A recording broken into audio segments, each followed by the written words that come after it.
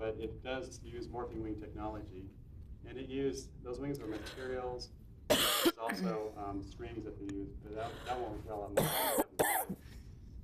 so we had to do something a little bit more stiff, like we have here on these wings are typical aluminum wings that you see on this F-111 aircraft here.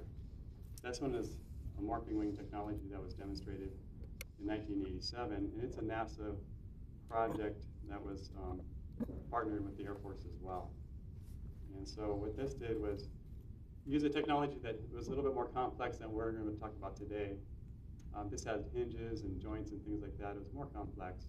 More things can go wrong. It was heavier than regular flaps.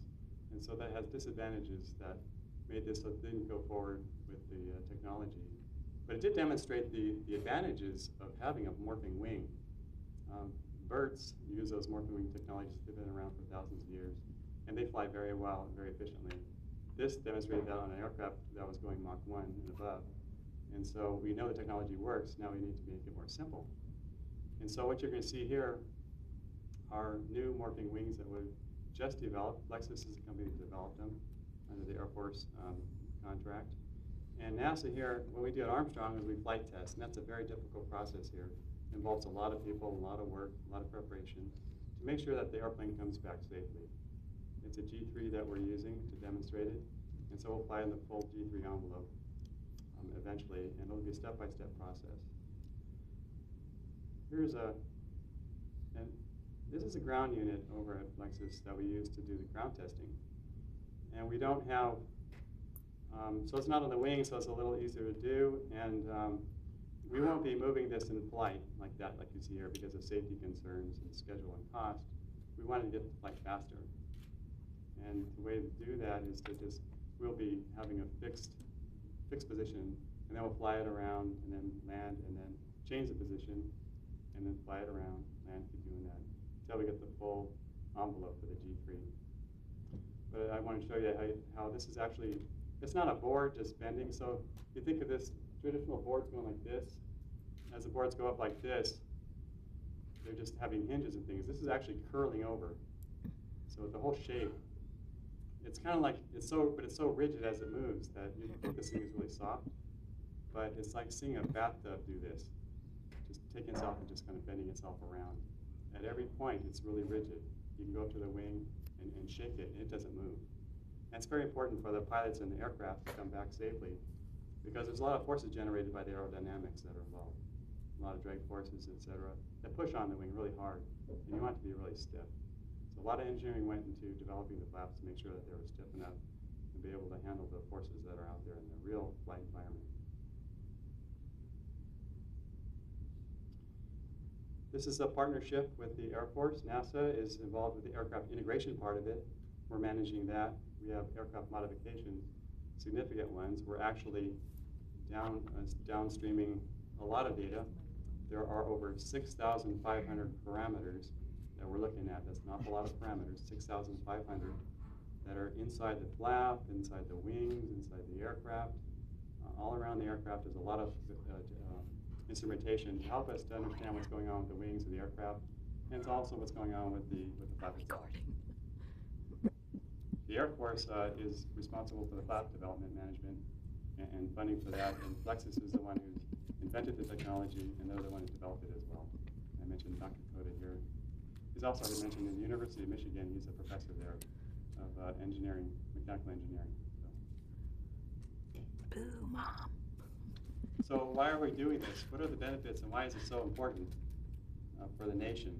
And the reason is there are three main areas that we're looking at in the cleaner environment. It's really important that we have a cleaner environment.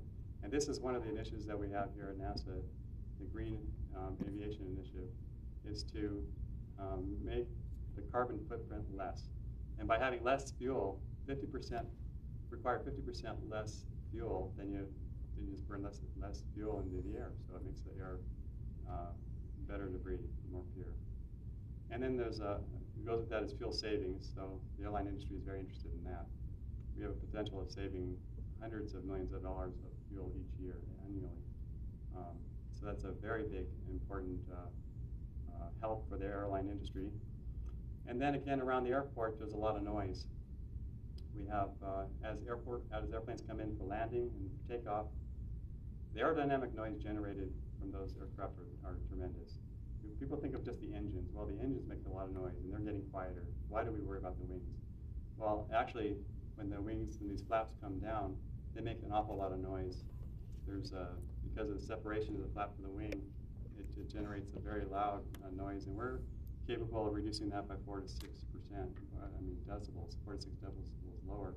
We won't be testing the noise here or these other advantages.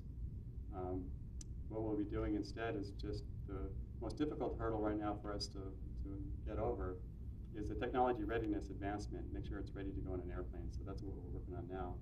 And the airworthiness, and that means that the airplane can take off, fly around, and then come back safely. And so that's a very big challenge right now, and a lot of technologies end there, they can't get to the flight test. So going forward is a very big deal for this project to make sure it goes forward. And so how are we doing this? You can see this is a G3 right here on the screen, and we had to remove the spoilers and the flaps. So what are the spoilers and the flaps? They're right over here. These are the control surfaces that the G3 uses to do roll. So we want to make sure that we take those off. We took those spoilers off, which required us to make sure that the airplane is safe to fly without spoilers. And then we took the flaps off and replaced those with the new flap.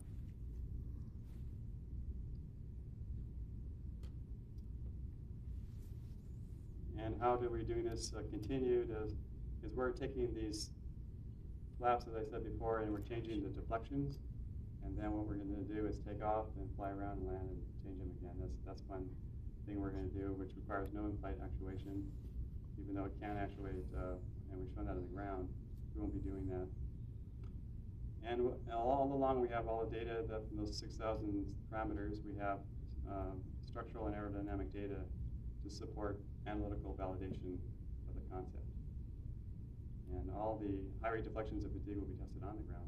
So we won't be doing that in the air. Question? Sure, question. If you're removing the flaps and you're not conforming the wing at all, then how are they landing?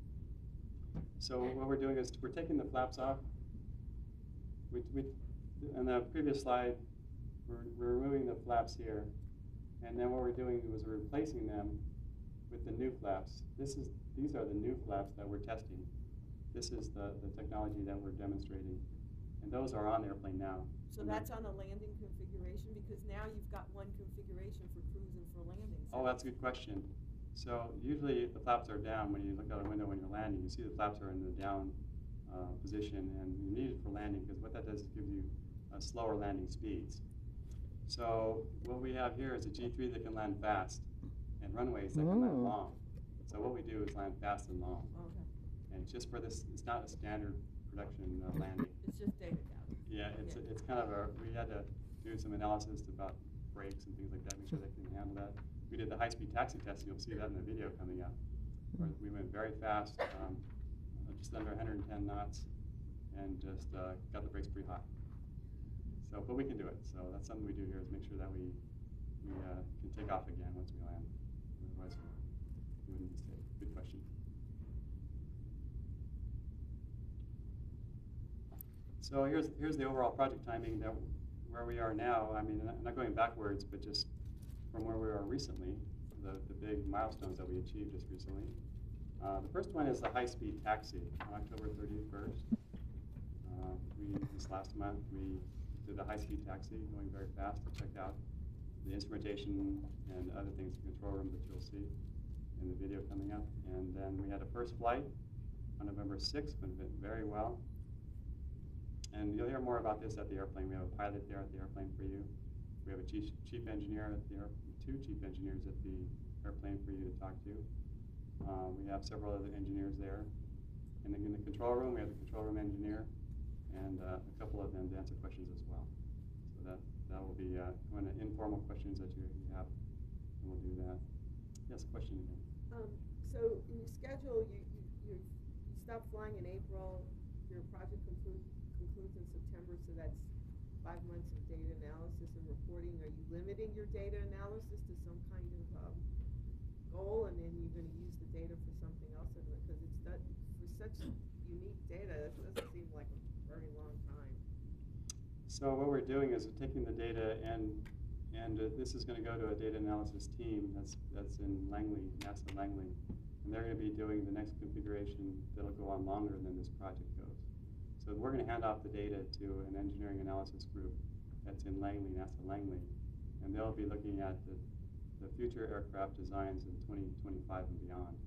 And they'll be using this technology, and they'll be using the input that we get from this technology into the analytical models, and they'll just be updating those ratings. That's ongoing, so that'll go on beyond our project here. So what's that extra 5 months for then? What are you guys doing? Yeah, so most of it is putting the airplane back together again and making sure that it's safe to fly again for other experiments. That's a lot of that.